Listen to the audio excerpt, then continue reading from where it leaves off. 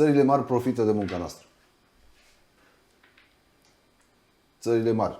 Germania, Franța, Olanda, Anglia.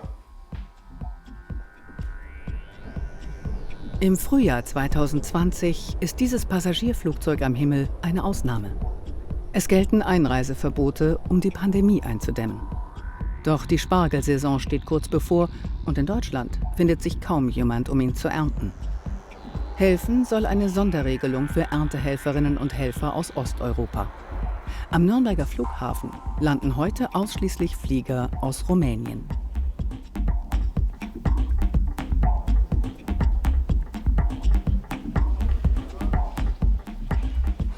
Toată lumea făcea scandal cu pandemia. Nu avem voie la 2 metri. Noi stăteam 4 inși într-o cameră ca asta. Într-o cameră ca asta, 4 suprapuse, 4 persoane. Am 25 de ani de șantier, cum se zice. Eu sunt obișnuit, am stat și 3 inși și 4 inși într-o cameră. Ce mai mult mi-aș dori să stau lângă familie, acasă în România. Cea mai bună dorință asta este. Ce să facem? Destinul nostru asta este. Departe de familie. Da.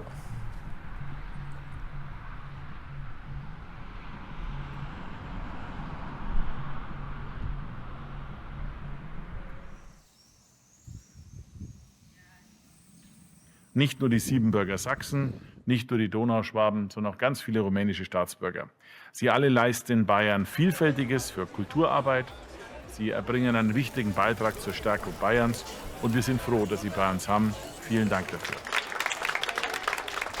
Wir haben natürlich die türkische Community und an zweiter Stelle kommen schon unsere rumänischen Nürnbergerinnen und Nürnberger und deshalb ist natürlich auch die Bevölkerungsgruppe und auch die Zugehörigkeit schon auch zu Rumänien ganz groß bei uns in der Stadt. Ende 2025 hat Rumänien die Türkei überholt. In Gesamtbayern ist das schon seit 2023 der Fall. Dazu führten Einbürgerungen von türkischstämmigen, aber auch ein Anstieg an rumänischen Zugewanderten. Rund 16.000 Rumäninnen und Rumänen stellen nun die größte Gruppe ausländischer Staatsangehöriger in Nürnberg. So sichtbar wie auf dem jährlichen deutsch-rumänischen Sommerfest ist ihre Kultur hier aber eher selten. Schließlich kommen sie in erster Linie nicht zum Feiern, sondern zum Arbeiten nach Deutschland.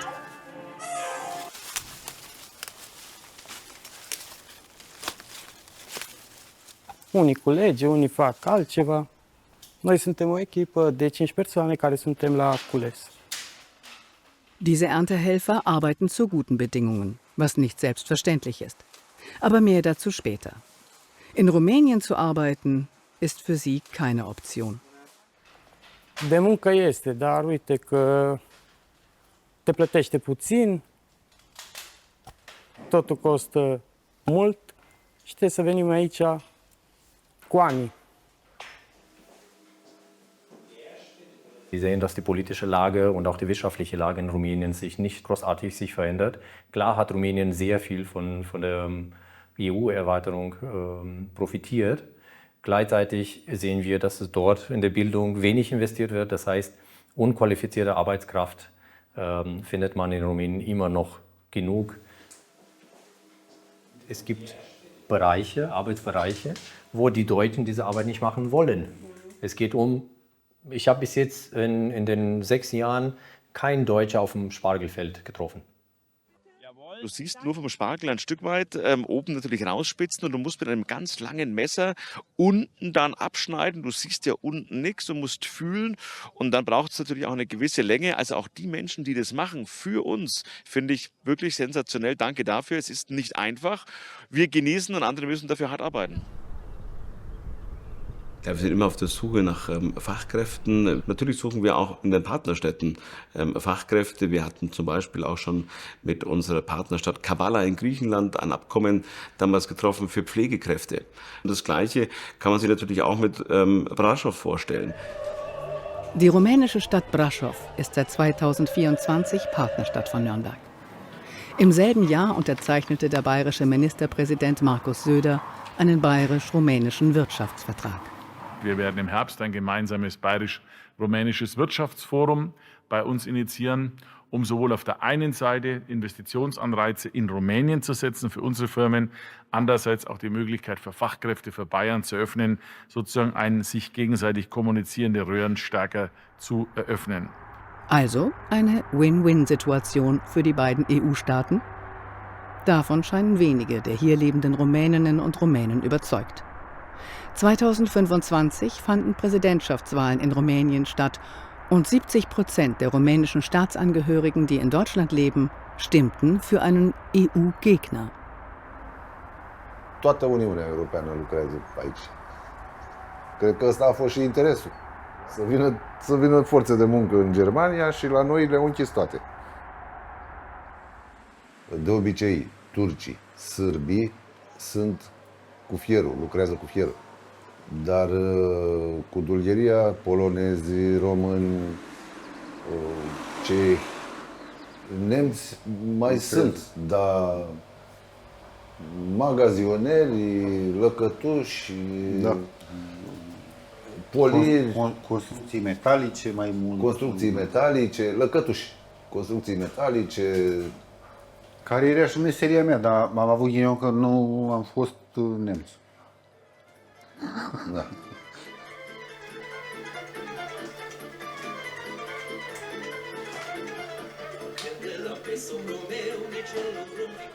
Diese Bauarbeiter arbeiten seit über 10 Jahren in Deutschland, derzeit auf einer Baustelle in Franken. Um Probleme mit ihrem Arbeitgeber zu vermeiden, möchten sie unerkannt bleiben.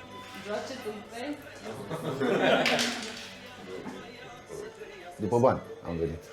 Un trai mai bun. În România se plătește foarte prost și am fost nevoit să venim, să oferim un viitor familiei. Noi trei suntem rude. Cu el ne-am întâlnit la muncă, În Berlin. aici în Berlin. Era firma, era patronul român, dar firma era germană. Și am vrut să ne angajăm la firmă germană. Ca să avem toate drepturile aici, în Germania. Dar am avut ghinion. În 3 luni de zile firma a intrat în insolvență. Eu și-am mai avut de recuperat încă vreo 2 luni de zile și n-am mai recuperat nimica. Pe alea 2 luni. Câți bani vă lipsesc? Păi, aveam salariul 2500 de euro, încă 5000 de euro. 5000.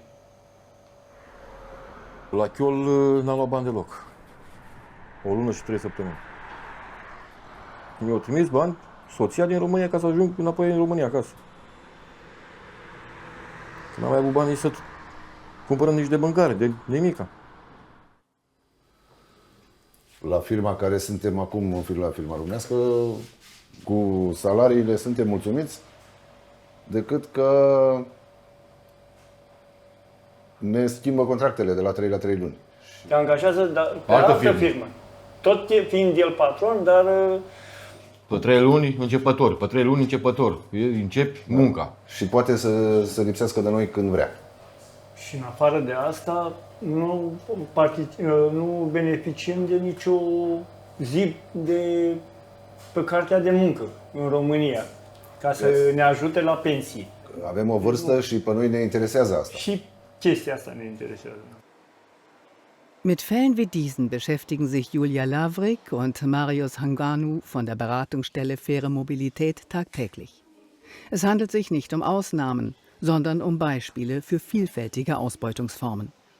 Und das gilt für einige der Branchen, in denen hauptsächlich Migrantinnen und Migranten arbeiten. Für die Paketbranche definitiv. Baubranche definitiv. Baubranche auch. Definitiv. Da sieht man tatsächlich eine systematische Ausbeutung.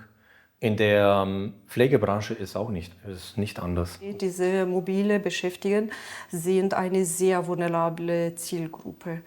Zuerst, weil sie die Sprache nicht können. Sie sind in einer total neuen Umgebung. Die Regeln sind in Deutschland ganz anders als in Rumänien. Und in Nürnberg haben wir tatsächlich eine sehr große Zielgruppe, in Bayern sowieso.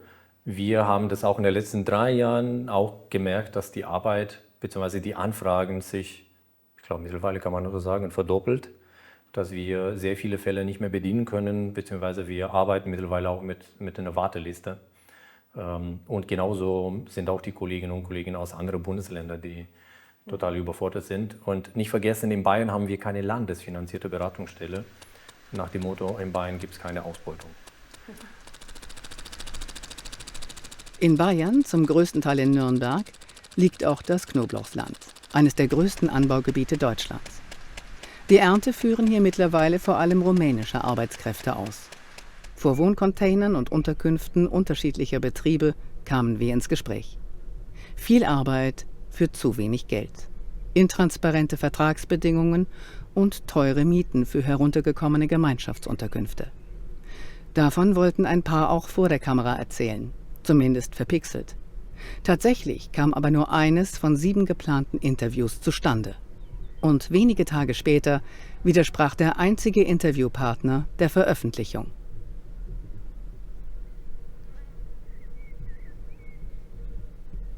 Also wir haben jetzt eine Landwirtschaftsaktion gehabt und wir haben Erntehelfer getroffen, die wirklich ab Montag bis Sonntag gearbeitet haben. Also sie dürfen nicht Nein sagen, also sie haben wirklich keinen Ruhetag bekommen und sogar sie müssten eine Strafe zahlen, wenn sie nicht am Sonntag arbeiten wollten.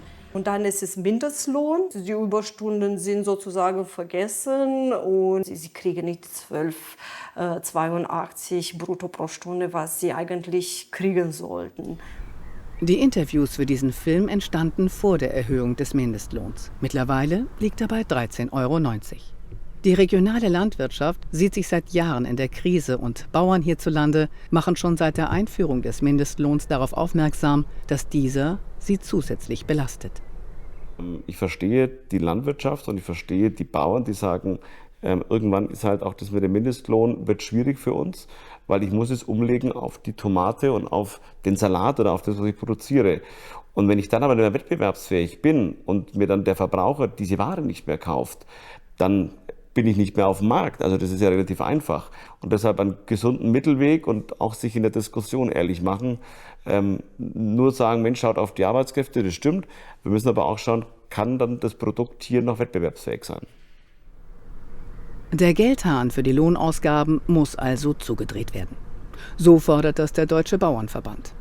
80% des deutschen Mindestlohns würden ausländischen Saisonarbeitskräften reichen.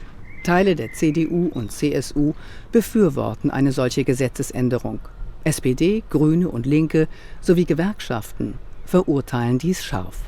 Also in Deutschland haben wir das Prinzip gleicher Lohn für gleiche Arbeit und Gleichbehandlung aufgrund von Herkunft ist daher ungerecht. Zu dieser Beurteilung kam im Sommer 2025 auch das Bundeslandwirtschaftsministerium. Diskriminierung nach Herkunft ist nicht mit dem Grundgesetz vereinbar. Für die CDU kein Grund, um von der Forderung abzulassen. Im Gegenteil. Sie soll auf der Agenda bleiben. Das beschlossen die Mitglieder auf ihrem Bundesparteitag 2026 einstimmig. Die AfD fordert sogar nur 70% des Mindestlohns für ausländische Saisonarbeitskräfte in der Landwirtschaft. Die Saisonbeschäftigten sind schon jetzt Opfer von betrügerischen Entlohnungspraktiken. Die eine Möglichkeit ist, eine Unterkunft anzubieten, die man sehr teuer weitergibt. Das heißt, es wird vom Lohn abgezogen, sehr oft nicht mal als Miete deklariert. Wir haben Lohnabrechnungen, wo wir dann sagen, da steht einfach nur Vorschuss. Ich zweifle, dass diese Kosten niedriger werden, dass die Agrarbetriebe werden sagen, ja, du kriegst so ein niedriger Milo, dann ich senke die Kosten. Die Ausbeutung wird tiefer und schlimmer sein. Es gibt definitiv auch ehrliche Arbeitgeber. Wir machen auch in der Landwirtschaft immer wieder die Erfahrung, dass es Landwirte gibt, die Menschen richtig gut behandeln. Dass das möglich ist, zeigt der Biolandwirtschaftsbetrieb der Familie Dvorak. Eine Rumänin im Knoblauchsland erzählte von ihren guten Arbeitsbedingungen dort. Alle in diesem Film zu sehenden Erntehelferinnen und Helfer arbeiten hier. Von einer Mindestlohn-Ausnahmeregelung hält ihr Arbeitgeber wenig. Kaum jetzt der Bauernverband an am Deckel, das finde ich mir ein Schmarrn. In der Landwirtschaft, dass wir extra was kriegen, das ist nicht so gut. Generell haben wir vom Mindestlohn nichts und für uns haben wir kein Problem damit und unsere Mitarbeiter fangen ja nur mit dem Mindestlohn an. Es kann bei uns jeder ich will jetzt nicht sagen vom Tellerwäscher zum Millionär, aber das ist vom einfachen Hilfskraft bis so in die zweite Führungsebene ist das kein Problem und das schaffen es auch. Der Lohn wird dann dementsprechend nach oben angepasst. Ja. Ăsta e al treilea an de când sunt aici, sunt de 3 ani, locuind unde stăm 4 persoane până acum. Este mai mult decât suficient, sunt condiții bune în toată casa și camera mea aici.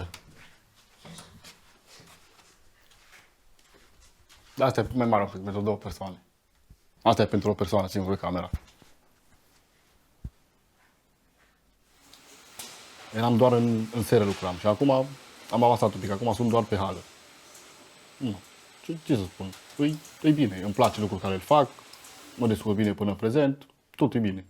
De bani și așa, dacă vrei să știți mai detaliat, îți mulțumit, locuința tot așa mulțumit, altceva, nu știu, mai bine cred că în altă parte nu-i. Erstens will nicht angreifbar sein. Es kann jeden Tag jemand kommen und alles kontrollieren. Dann hat man im Leben auch einiges vor und da will man auch kein Risiko eingehen. Ich gehe auch nirgendwo rein, glaube was. Also es ist einfach nicht erlaubt. Macht man sich strafbar, das ist mal das erste Mai-Schutz. Das zweite ist, wenn es so nicht funktioniert, mit allem drum und dran, dann brauche ich den Betrieb nicht machen. Dann ist er Schmarrn. Wird man manchmal angekreidet, wenn es um die Zahlen geht. Zu viele Mitarbeiter, zu teure Mitarbeiter. Aber letztendlich, überall gibt es Fachkräftemangel. Nicht nur in der Landwirtschaft, überall. Bei uns nicht. Unsere Leute sind immer da. De exemplu, fratele meu lucrează la o fermă de cai și a spus că nu vrea să-i plătească și o să-l aduc aici, unde e mai bine. Scoatem bazilicum și îl introducem în torfe mai mari, dintr-una mai mică într-una mai mare. De cel puțin 3 ani. Și eu 7. Avem salariul cât e pe Germania, 12,82 €. Dass manche Landwirtinnen, Landwirte, Politikerinnen und Politiker ihnen das Recht auf den deutschen Mindestlohn aberkennen wollen, davon wussten die Erntehelferinnen und Erntehelfer auf Nachfrage nichts. N-am auzit. Nu. N-am auzit. Asta nu putem să decidem noi. Politica e mare. Politica e... Noi suntem mici. La 80% cine mai stă să lucreze? Nu mai stă nimeni. Adevărat. Păi, nu stă nimeni să lucreze. Nu, n-am auzit. De ce să zic că am auzit, dar cred că nu ar fi ok. Pentru că așa este, românul tot timpul e desprețuit. Nu? Și poate muncește mai mult. Nach der Hauptsaison kehren einige vorerst zurück nach Rumänien, wo die Lebenserhaltungskosten niedriger sind. Aus diesem Grund, argumentieren manche, sei auch ein niedrigerer Lohn fair. Für Rudolf Dworschak gilt: Keine Sonderregelung, aber es muss aufs Produkt umgesetzt werden. Punkt. Das Lebensmittel wird teurer werden müssen im Laden. Noch teurer. Sonst geht's nicht. Ganz einfach. Also ich weiß nicht, ob es stimmt, aber neulich hat es Kassen, also wenn wir es aufs Einkommen umrechnet, haben wir die billigsten Lebensmittel weltweit. Und wenn die Lebensmittel sind der Mittelpunkt des Lebens, ohne Essen, Trinken, Schlafen, absolutes Grundbedürfnis. Und wir geben nichts dafür aus. Das ist blöd. Statistiken deuten darauf hin, dass Deutsche im EU-Vergleich tatsächlich den geringsten Prozentsatz ihres Einkommens für Lebensmittel ausgeben. Der Anteil der Konsumausgaben, die in Nahrungsmittel fließen, ist in Rumänien etwa doppelt so groß wie in Deutschland. Da haben wir genau diese asymmetrische Kraftverhältnisse auch in Rumänien. Im Supermarkt siehst du Produkte aus Deutschland, die mindestens 20-30% teurer sind als in Deutschland. Ich sehe das, wenn ich im Urlaub bin, wenn ich meine Eltern besuche, dann frage ich mich schon, wie andere Menschen, die nicht diese Unterstützung haben aus dem Ausland, wie ich zum Beispiel oder meine Geschwister, die dann die Eltern in Rumänien unterstützen, wie können die überhaupt über die Runde, wenn die nicht selber vielleicht einen Hof haben. Und das heißt, die Lebenskosten sind in Rumänien trotzdem sehr hoch.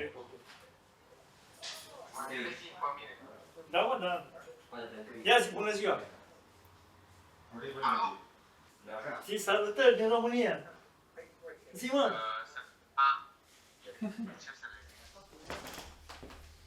Păi să trăim singuri pe aici, fără familie, nu e bine deloc. E greu. E foarte greu.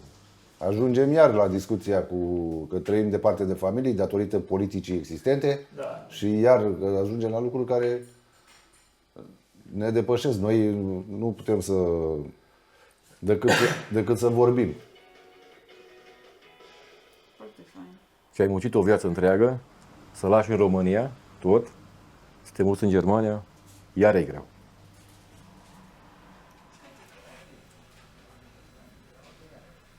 Timpii toți pierduți o grămadă de ani, vreo 24 de ani, numai pe țări străine. Departe de familie, de copii. Fata 14 ani, băiatul 12 ani, la școală, soția acasă casnică, cu casa, cu pământul, cu animalele, lângă casă, casnică. Și eu, în țări străine, să lucrez, să fac un bani. Pentru copii, la școală, pentru toate.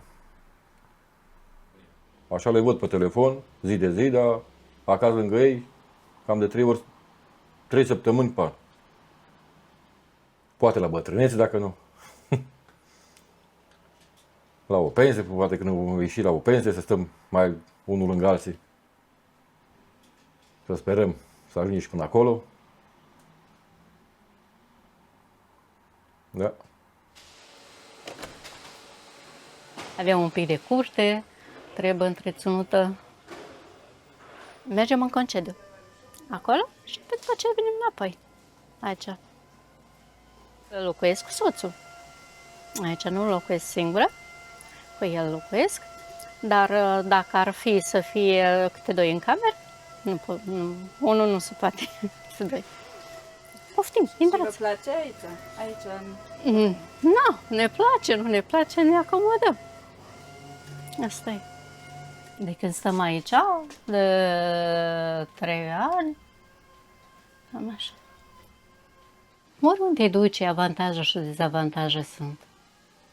Dar, în schimb, aici un pic e mai bine față de... Și la noi, în România, e bine. Numai că salariile sunt mai mici. Asta este. Și dacă ai familie, îți ceri foarte mult. Ce să facem? Asta este. Dar e frumos. E foarte frumos. Oriunde ar fi.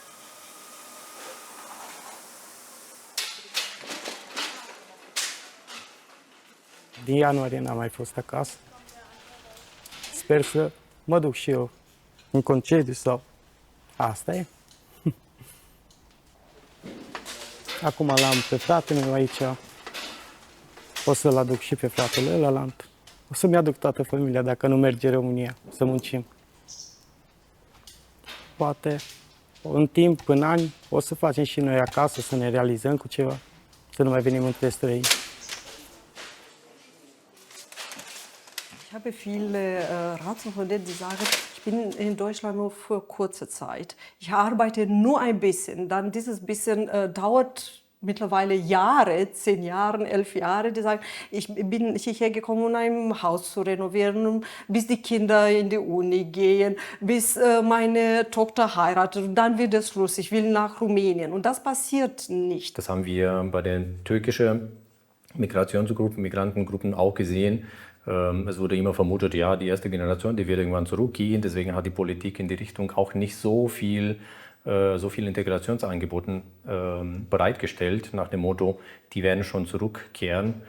Und wenn man am falschen Ende spart, muss man auch damit rechnen, dass es irgendwann auch dort eskaliert, dass die Menschen nicht mehr rechtzeitig integriert werden, weil dieses Segregationsprozess so fortgeschritten ist, dass die Möglichkeit, diese Menschen zu integrieren, sehr begrenzt ist. Dacă am lucrat în abator, tot între români. Tot între români. Aici, tot cu românii. Aici, mai mult între noi, dar acolo unde avem chirie, sunt și acolo și români, dar români, cam tot Nurembergul e plin de români. Peste tot unde mergi, sunt români. Ich bin überrascht, wenn Personen mir sagen, ich bin seit 10 Jahren in Deutschland, ich kann kein Deutsch. Wie konnte das sein? Sie sagen mir einfach, ich habe immer nur mit rumänischen Kollegen gearbeitet. Warum hätte ich Deutsch lernen müssen? La noi e timpul scurt seara. Ca să învățăm germana, trebuie să rupem în timpul ăsta de o oră, două, pe fiecare seară sau 2-3 zile la săptămână. Și asta înseamnă să renunțăm să vorbim cu familia acasă sau să facem anumite lucruri care sunt necesare. În săptămână lucrăm 55 de ore. 55, 54. Depinde și de vreme. Da, dacă mai plouă. Dar Dacă plouă... o medie este 55 de ore la săptămână. Plecă joia, vine joi seara la domnul șef de șantier. Marin, trebuie să faci aia, trebuie să faci aia, trebuie să faci aia. Luni trebuie să fie gata, Marin. Duminică lucrezi, Marin. Marin, duminică nu lucrăm. A încercat să ceară să lucrăm și duminica. Și Păi noi suntem tractoare, noi când ne mai odihnim. Also ich meine, die sind Menschen, die normalerweise ihr Privatleben opfern. Sie kommen nach Deutschland, hier Geld zu verdienen. Und dann sind sie respektlos behandelt und sie kriegen nicht 12,82. Das nervt mich. Dieser Mythos, wir sind kein Einwanderungsland, das muss irgendwann beiseite gelegt werden. Und erst dann kannst du dich konzentrieren und sagen, für uns sind nicht Arbeitsmigranten, die wir einfach nur ausbeuten, damit unser Wohlstand aufrechterhalten wird. Das häusliche Pflege ist, ob wir superschnell kostenlose Pakete nach Hause geliefert, just in time, ob wir dann auf Kosten anderen eine häusliche Betreuung uns leisten wollen. Ich habe 19 Nachbarn direkt um den Betrieb rum. Wenn man zum Fenster ausschaut, sieht man die Häuser. Pflegen wir alles, eigentlich zu alle ein sehr gutes Verhältnis. Wie dann das erste Haus wir gekauft haben, wo die ersten Rumänen eingezogen sind, haben schon die Nase gerümpft. Und es ist dann teilweise so, dass Samstag die Musik laut war. Aber das ist jetzt alles rum. Also das sind Nachbarn wie alle anderen auch. Die gehen abends Fahrrad fahren, die gehen abends spazieren, die laufen über die Straßen. Das ist überhaupt kein Problem. Also wirklich kein, zumindest bei uns in der Nachbarschaft da überhaupt nicht.